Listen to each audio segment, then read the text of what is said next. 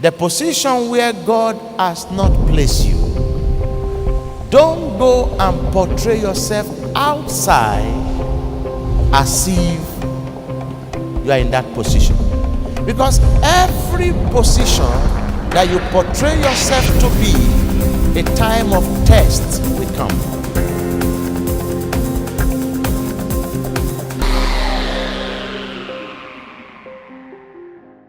The third subheading of temperance that says moderation in your marriage.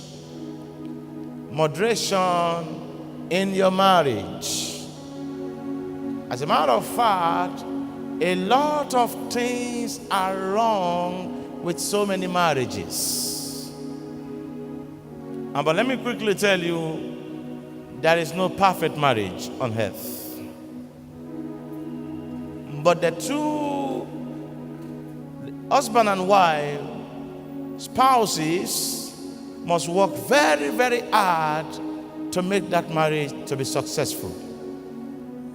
Now, one thing that many of us don't understand, marriage is a big ministry and is an institution established by God. And there are so many conditions that God attached to marriage. And a lot of people enter into marriage because they lack certain knowledge. Some enter wrongly because they were carried away with the word called love.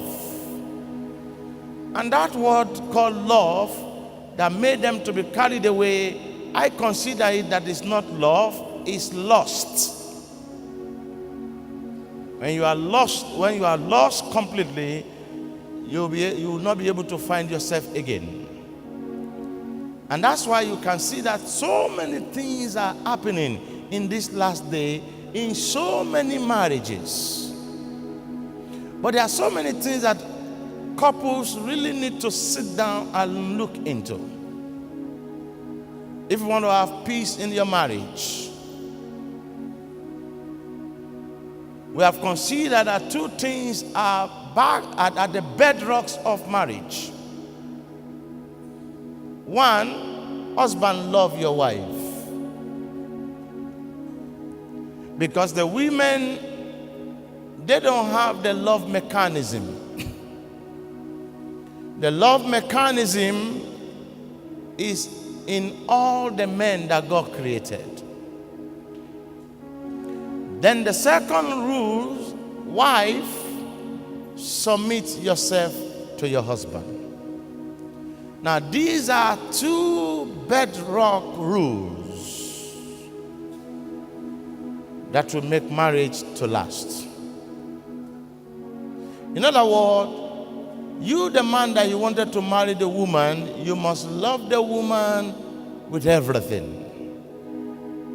Whether she's tall, whether she's short, it does not matter. As long as you have decided to approach her and you open your mouth to tell her, I love you. You must love her forever like that.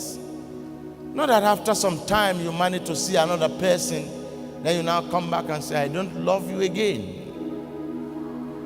That love must be like that forever. The same applies to the women. Many women at the early stage of their marriages, you see that they want to try their best and to follow the principle. In other words, they want to submit. It was just like what I said last week. If you're a married woman and all your friends are not married, I'm afraid you may end up being a divorcee. Or maybe you're a married woman and those who surrounded you are divorced people. That'll be a big problem. Or maybe you are a married woman and all your friends are not married. You will still be behaving the way they are behaving. So at the early stage of so many marriages, you see that women keep that condition. They kept it to some certain level. They want to submit. They want to be submissive. After some time, African women believe that once they have children, those children has become license for them to do anything in that marriage. And this has brought a lot of problem to so many marriages. But marriage is very, very sweet. Marriage is wonderful. Marriage is very, very sweet, depending on the type of cutleries you are using. Now, every woman that always enter into the kitchen, our joy is to have cutleries in our wardrobe or in the kitchen wardrobe. Now, the cutleries in the kitchen wardrobe are different in nature.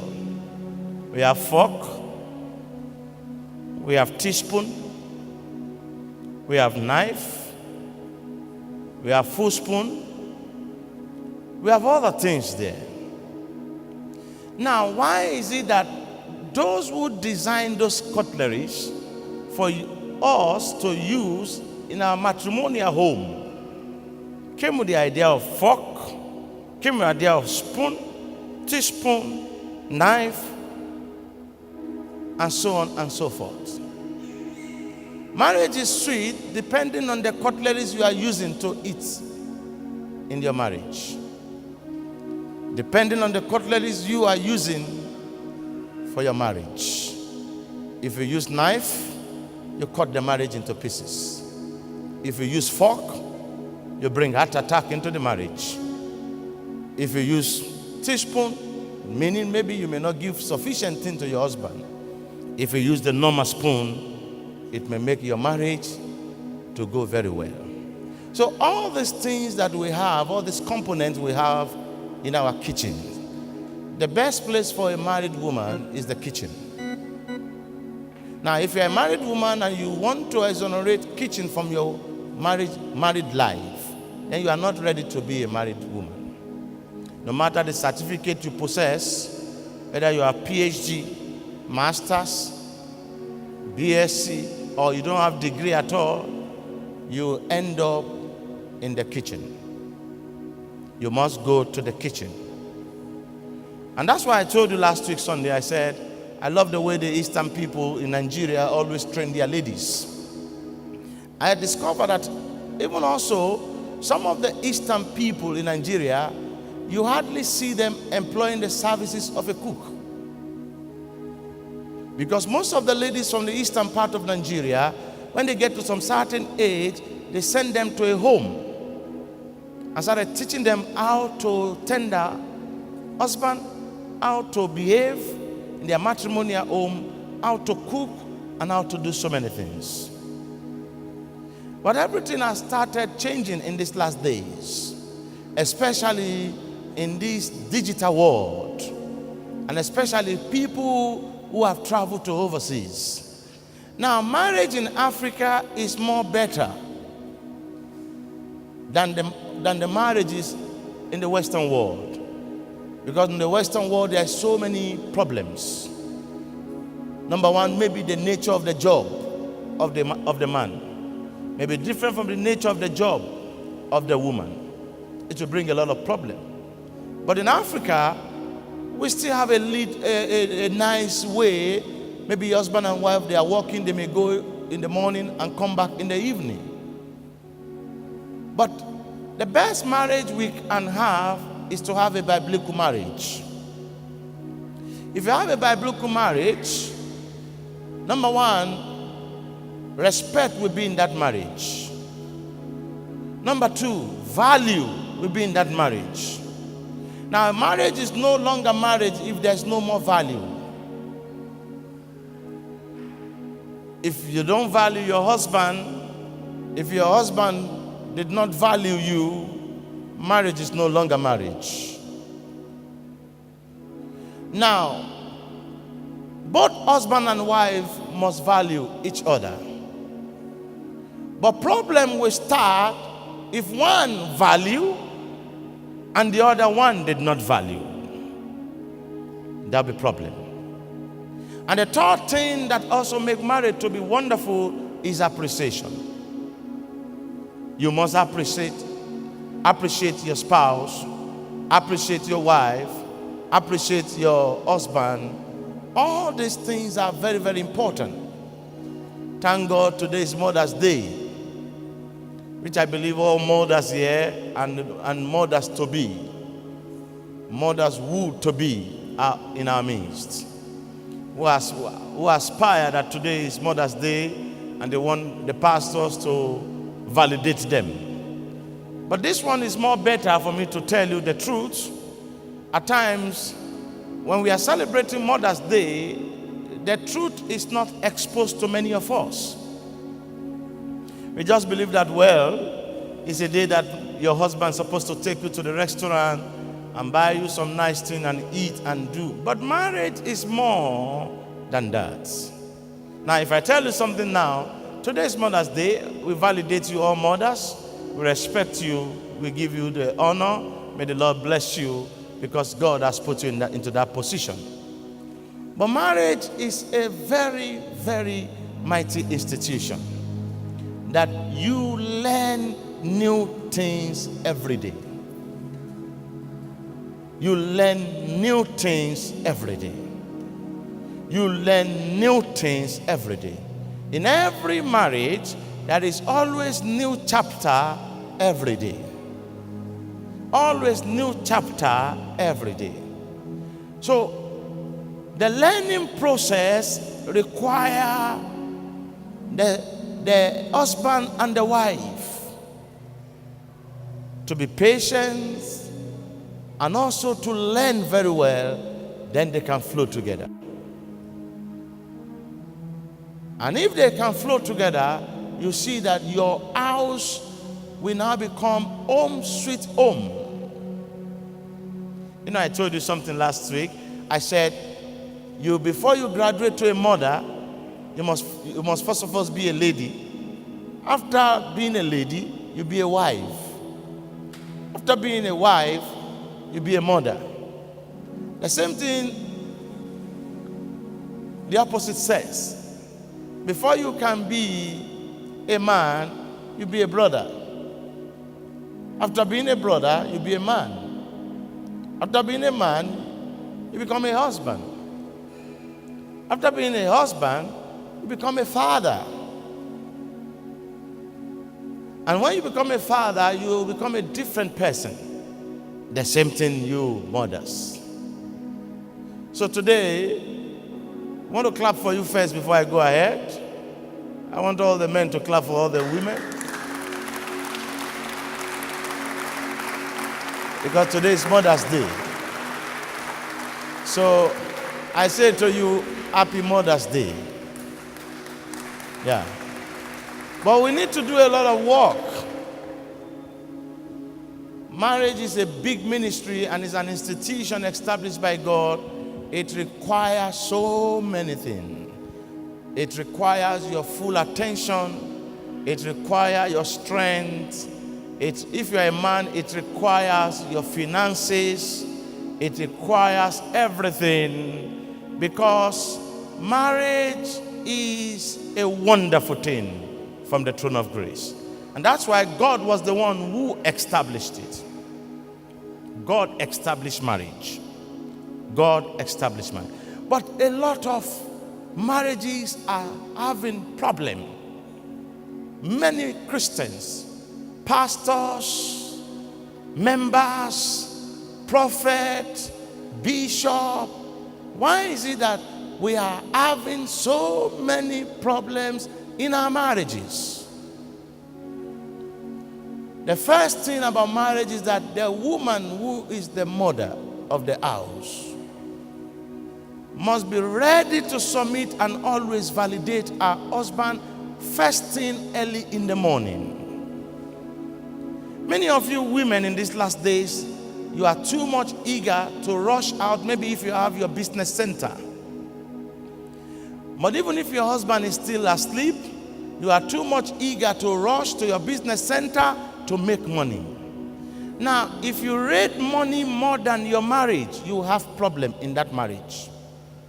Number one, you will not be able to get adequate love from your husband because you have relegated your husband to the second class and you have rated your business to the first class.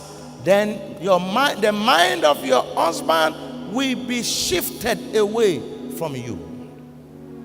And that is where the problem lies.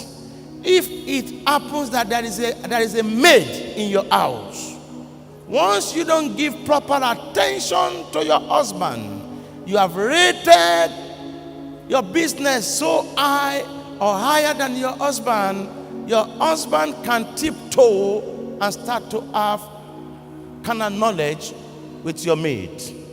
Now let me tell you one thing about marriage. Men, they don't want sex. Men, they need sex. There are some certain things that some pastors are afraid to tell you. And it has caused so many problems in so many homes. Your husband don't want sex. Your husband needs sex. There are two different things. From somebody that need a sex and somebody that want a sex. There are two completely different things. You must be, first of all, be able to capture and put your husband under your armpit with sex. If you are a virtuous woman, if you want that marriage to become an everlasting marriage. Even though we still have some men who are not disciplined, despite the fact that the woman tried and go out of her way to satisfy the man, his eyes is like a cockroach eyes.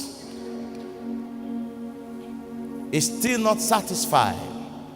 But if you start your marriage like this, that you always first of all validate your husband every morning. What did I mean by validation? By walking to your husband. How many African women in these last days, even some of us seated here, how many of us, when we wake up in the morning and walk to our husband and say, honey, my sweetie, how are you? You kiss him. The moment you have first issue, second issue, third issue, fourth issue, all those things disappear out of your marriage. How many of you seated here can kiss your husband outside?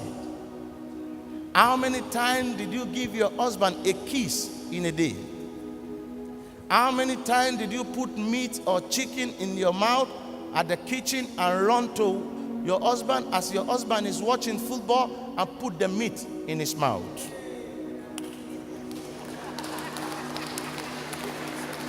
Now, you may think I'm going too extreme.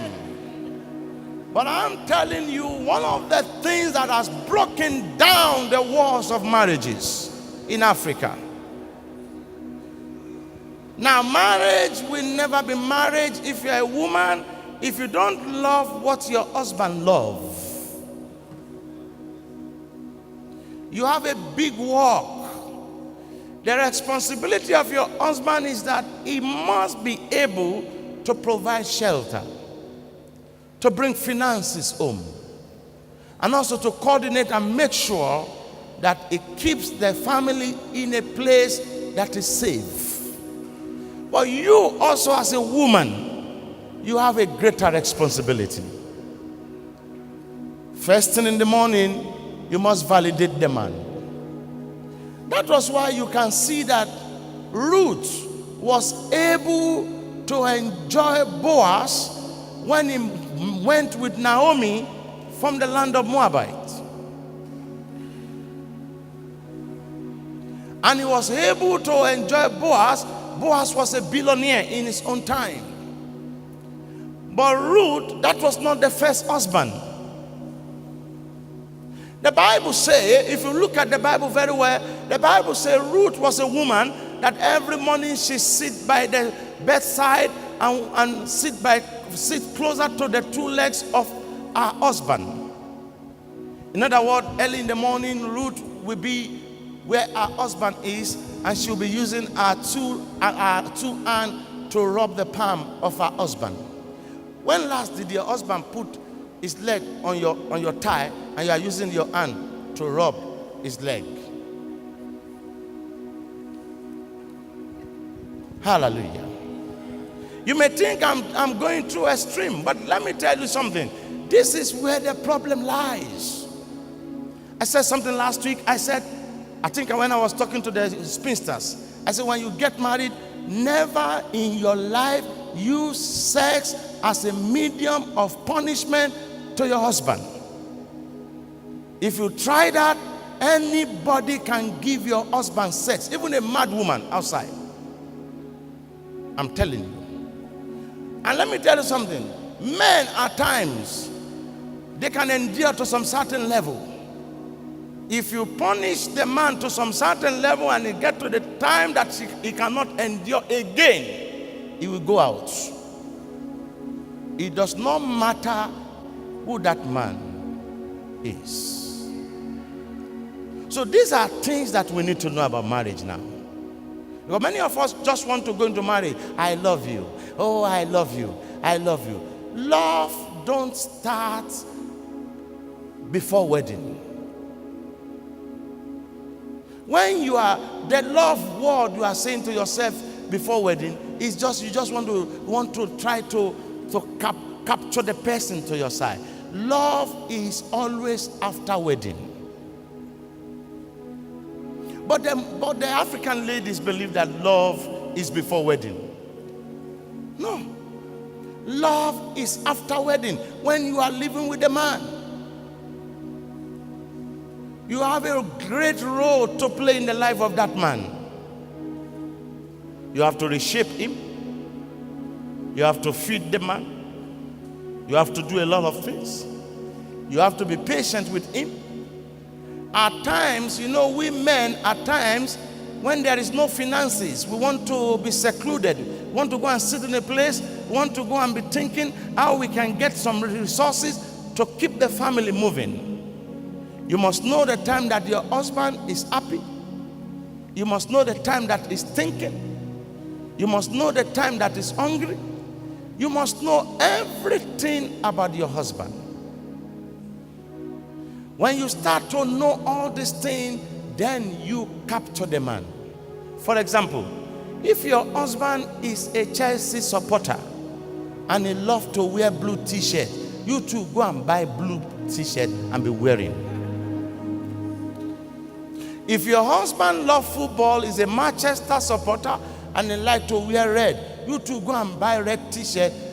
If he's watching football, you don't know anything about that football. You just sit beside him. You to be saying, hey, hey, hey. Am I communicating? Praise God. But if you leave your husband and say, oh, it's only ball, football. Let me watch my African magic. You have divided the house into two. Because the Bible says, the man will leave his father and his mother and join to you, and you become one. Now, what are the things that usually bring mighty problem in so many marriages? One of the pillars of the things that bring mighty problem in so many marriages is finances. Because before you settle down, many of us, before we settle down and enter into marriage, we fail to examine ourselves. One, whether the woman, she's an extrovert, or the man is an introvert. Now, if your wife is an extrovert person and you are an introvert person, you must sit down very well and agree on so many terms. If not, there will be a lot of loggerheads. Let me explain myself what I mean by extrovert. An extrovert woman is an extravagant woman. She wants to dress to kill everybody. She wants her shoes and bags and her makeup and everything to be super.